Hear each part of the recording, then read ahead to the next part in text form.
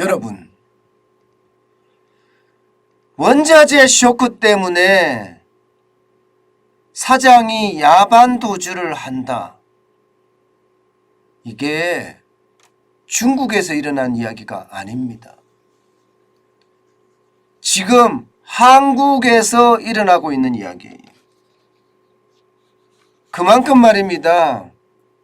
원자재 쇼크는요, 사상 초유의 사태를 지금 몰고 오고 있습니다. 팔면 팔수록 손해라고 이야기할 정도로 지금 원자재는요 폭등하고 있어요. 이대로 가면 다 죽을 판이다, 이런 얘기도 서슴지 않고 나오고 있습니다. 여러분, 이걸 한번 보세요. 한국표면처리공업협동조합 회원사 감소수입니다. 1년 사이에, 1년입니다. 1년 사이에 무려 70곳이 사라졌습니다. 70곳이. 어마어마하게 사라진 거죠. 이렇게 사라질 수밖에 없는 게, 기본적으로 이 표면처리 공업협동조합이잖아요. 이거 도금업체라고 생각하시면 됩니다. 자동차도 도금이 들어가는 자동차, 자동차 도금업체, 또 휴대폰에도 도금이 들어가죠.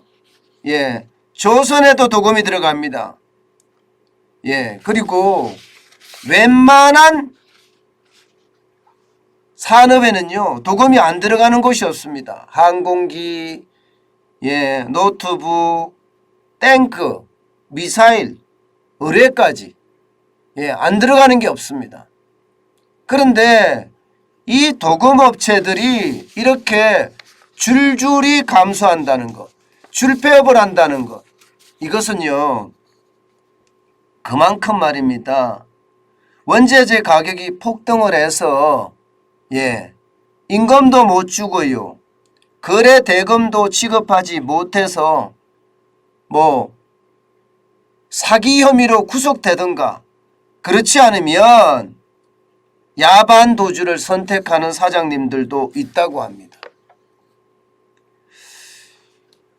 이거를 들으면 2020년 코로나19가 창궐을 할 때 이게 한 5월, 6월쯤 됐나요?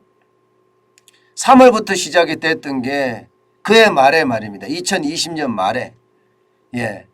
2020년 말에 자영업자들이 이게 원상복구를 해줄 돈이 없어서 야반 도주한다는 이야기를 제가 여러분들에게 말씀드린 기억이 있습니다. 그런데 지금 자영업자들은 그렇게 야반 도주하면서 최악의 상황을 맞았었는데, 지금 중소기업이 최악의 상황으로 몰리고 있다, 이런 얘기가 되는 겁니다. 그만큼 말입니다. 임금 체불이라든가 거래 대금에 대해서 지급하지 못하는 것이 큰 아킬레스건이 돼서 줄폐업을 한다는 겁니다. 여러분, 이게 중소기업의 지금 현실입니다. 지금. 그만큼 말입니다. 원자재 가격의 폭등이 쇼크로 시장을 덮친 결과입니다. 여러분, 얼마나 올랐는지 한번 보세요. 2020년 6월에 니켈이 톤당 1772달러였습니다. 1772만 원이었습니다. 그런데 2021년 6월 2336만 원입니다.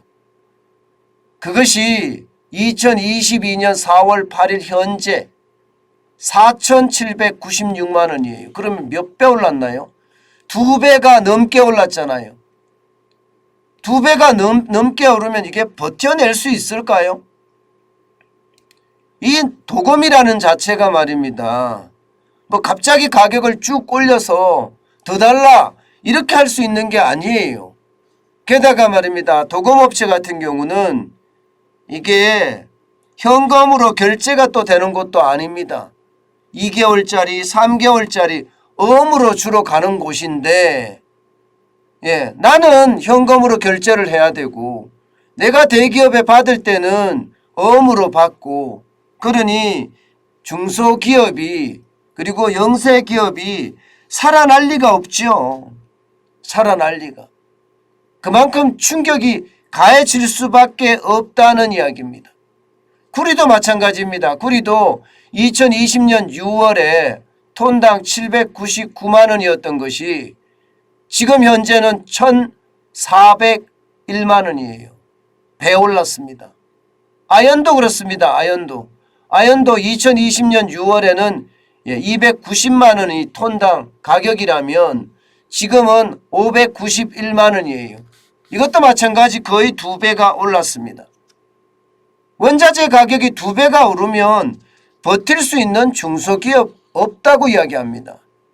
실제 한국표면처리협동조합의 이사장이 이야기하는 걸 들어보면 말입니다. 박평재 이사장인데요. 외환위기 때나 글로벌 금융위기 때도 이 정도로 폐업하지는 않았다. 지금 모두가입니다. 팔면 팔수록 손해기 때문에 야반도주가 있는 것은 어쩌면 당연한 것 아니냐 이런 이야기를 하고요. 더 심각하게 이야기하는 것은요.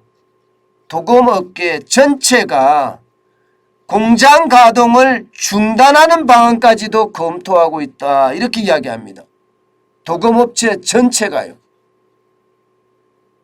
이것은 여러분 말로만 지금 이렇게 나오는 게 아니에요. 표면처리 협동조합 이게 이사장이 이렇게까지 이야기할 때는요. 그만큼 심각하다는 이야기입니다. 여러분 도금업체가 문을 닫으면요. 우리 산업 전반이 셧다운이 될 수밖에 없습니다. 제가 도금이라는 게 모든 산업에 다 들어간다고 했잖아요. 스마트폰, 자동차, 선박, 항공기, 부품까지 이게 안 들어가는 곳이 없습니다.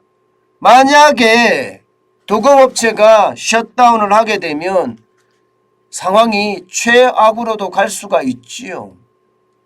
실제 말입니다. 여러분 보도가 많이 안 돼서 그렇지요.